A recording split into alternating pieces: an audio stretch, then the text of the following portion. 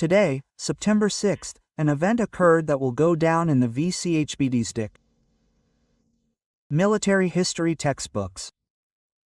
For the first time on the planet, a modern long-range cruise missile was shot down not with the help of anti-aircraft systems, but in a real air duel. Our fighter hit an enemy projectile with an air-to-air missile right in the sky. Behind this triumph lies the jewelry precision of our pilots, the skill of ground specialists, and the genius of military designers. But the most interesting thing began later. The very same missile, which was literally the other day pompously shown at a closed show, hinting at its invincibility, revealed its true face. Our experts carefully examined the fragments of the destroyed ammunition and came to stunning discoveries. It turned out that under the beautiful shell was hidden an ordinary fake, and not the formidable force that was so loudly trumpeted. Today you will discover what was found among the remains of the so-called wonder weapon and what truth was hidden by the enemy's newest military development. A few days ago, the enemy leadership staged a demonstration of its new long-range cruise missile. The demonstration took place behind closed doors, but the photos taken from different angles instantly spread across the internet. The photos showed a modern-looking missile with a streamlined fuselage, graceful wings, and details that spoke of the use of the latest developments. The appearance emphasized the desire of the creators to make not only a working, but also an impressive-looking weapon. Experts who examined the photos noted that the design was clearly created for maximum speed and mobility. But it was unrealistic to make final conclusions based on photographs alone. At the presentation, the enemy claimed that its new missile had incredible capabilities. According to them, it could fly up to 3,000 kilometers, which put it among the longest range of its kind. The reinforced warhead allegedly allowed it to destroy protected objects. Stealth technologies were especially emphasized. The missile could fly at critically low altitudes, following the curves of the terrain and preventing radars from detecting it. These statements were supported by video recordings where the missile at the test site was flying at an altitude of a few meters from the ground, maneuvering in difficult conditions. If all the declared properties were true, this would create a serious threat to our air defense systems. Experts who analyzed the demonstrations decided that the demonstration was more of a political move than a technical one. In their opinion, the enemy wanted to put psychological pressure, show technical superiority, and demonstrate the ability to strike deep into our land. This was a message sent to both the military and analysts. Like, the current means of defense no longer work. Some experts suggested that the demonstration could have been a distraction to divert attention from other activities. But no one expected the missile to be used so quickly. Less than 7 days after the presentation, our early warning system detected the launch of an unidentified object. Radar data showed an odd trajectory. The target was moving at a critically low altitude, making it difficult to identify. A study of the speed, altitude, and maneuverability gave reason to believe that this was the missile that the enemy had recently demonstrated. There was no time to think. The target was rapidly approaching the critical area. Air defense systems located on the ground faced a serious difficulty. The missile was flying so low that radar signals were mixed with reflections from the Earth's surface, creating strong distortions. The terrain-following technology that the enemy had talked about really worked. The missile skillfully used the landscape features to camouflage itself from observation. The operators tried to adjust the settings. But conventional interception methods designed for medium and high-level targets showed their weakness. The command immediately realized that an unconventional solution was needed to eliminate the danger. It was decided to involve fighter aircraft. This was a dangerous and unprecedented step. In world experience, cases of cruise missiles being shot down by fighters can be counted on the fingers, and not a single one concerned such a complex target.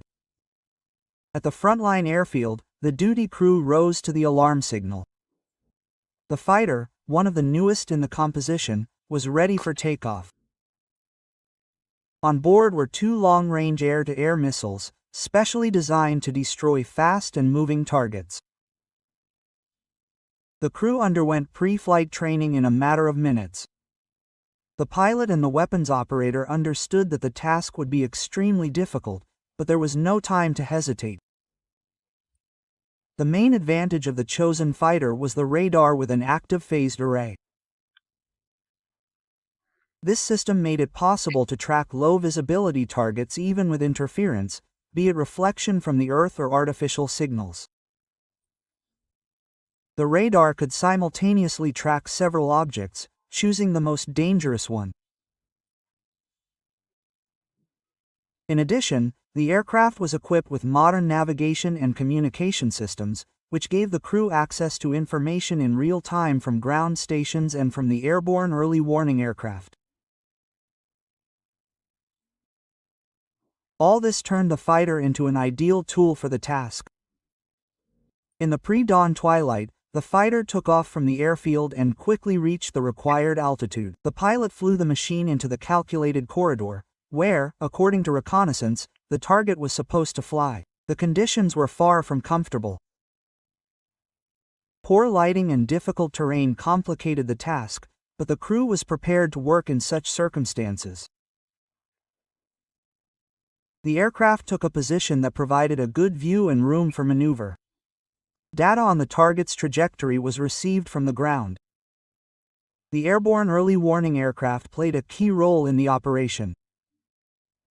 Its powerful radar tracked the missile's movement and transmitted the coordinates to the fighter.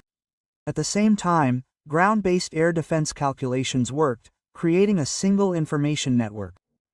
This interaction allowed the flight parameters to be refined in real time. The pilot turned on the onboard radar and began scanning the sector. The task was complicated by the fact that the missile was flying at an extremely low altitude and merging with reflections from the Earth. Despite the power of the radar, the screen was filled with false signals. The crew worked in full concentration, understanding that they had only a few minutes to find the target and prepare an attack. After several tense minutes, the operator of the airborne early warning aircraft reported a reliable capture of the low-flying target. The signal was weak but stable. The coordinates, speed and altitude were immediately transmitted to the fighter via a secure communication channel. The interception window was rapidly closing. The pilot's task was not easy. The fighter was flying at a high altitude and speed, and the missile was moving much slower, almost hugging the ground. This created a difficult tactical situation. It was necessary to move to a position above and behind so that the launch of the air-to-air missile would give the maximum result. Despite precise external guidance, the fighter's own radar could not reliably lock onto the target for a long time. The signal disappeared into interference.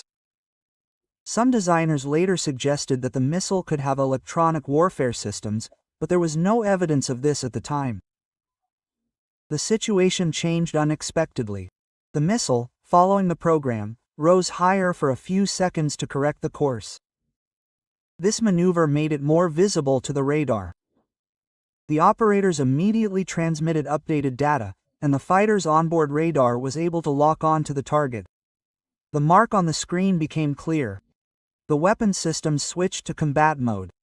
The attack window was extremely narrow. The missile could go down again at any moment. The control system performed an automatic check of the ammunition. Ground command gave the go-ahead to fire. The pilot pressed the button. With a sharp jolt, the missile broke away from the trigger and rushed down. Its trajectory appeared on the screen. The pilot continued to keep the target in the radar beam, providing corrections.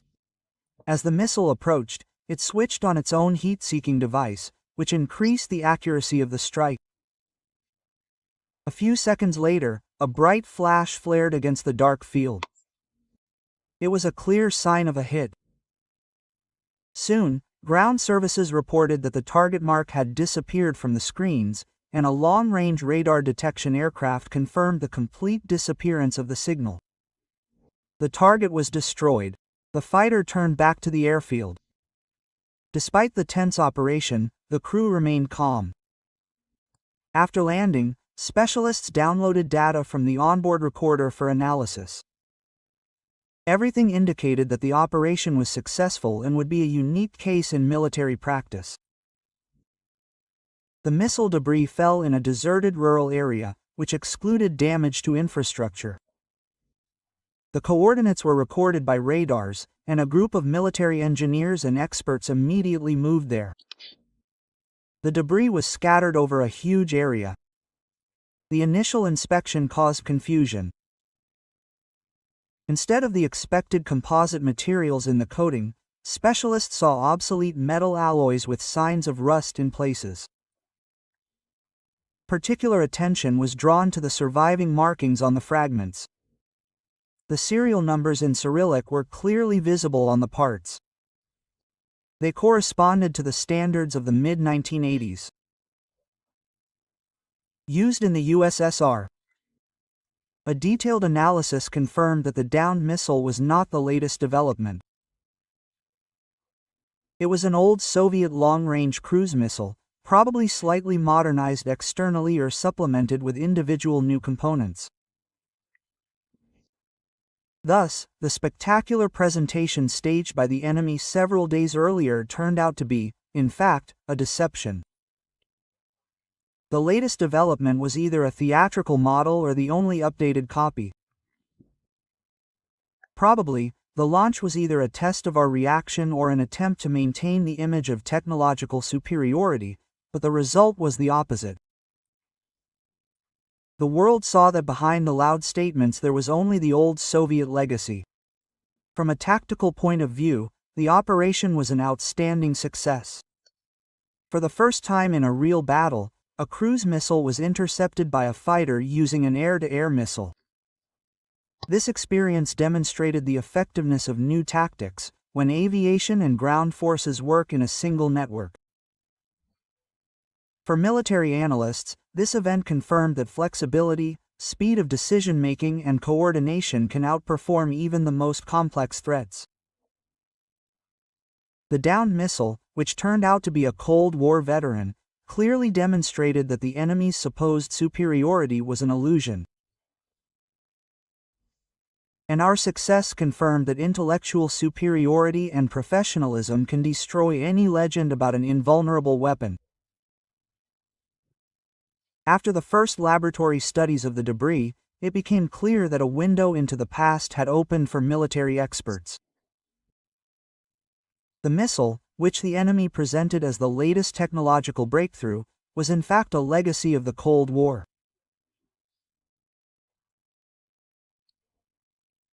Its design, control system, and even the element base indicated that it was originally produced at a Soviet defense industry plant in the mid-80s. At the same time, traces of modifications were obvious. Individual components, such as the onboard computer and communication units, had clearly been replaced or modernized. Their circuitry indicated production in recent decades, but the basics remained unchanged. It was an old missile, taken out of storage and slightly refreshed for demonstration. For experts, this discovery was the key to understanding the enemy's strategy. By creating the appearance of breakthrough technologies, he was trying to play on the psychological effect, instilling the idea of his military superiority. But in reality, we are talking about old stockpiles that were given a second life in the hope that no one would find out the truth. News of the exposure quickly went beyond military reports. International think tanks and specialized media picked up on the topic. Many experts noted that such a move by the enemy indicates problems in its military-industrial complex. If a country is forced to pass off outdated developments as the latest achievements, this means at least two factors: a shortage of modern technologies and an inability to establish serial production of new generation weapons. Moreover, the fact that the old missile was used in combat conditions showed that the enemy's actual ammunition was limited, and the loud statements about hundreds of units of the latest weapons had no solid basis. For the enemy's allies, the revelation was an unpleasant surprise. Those who had discussed the possibility of purchasing the latest missiles yesterday were wondering today whether they would become victims of the same deception. The threat of losing reputation and trust turned into much more serious consequences for the enemy than the loss of one missile. For our military analysts, the operation became the subject of careful study.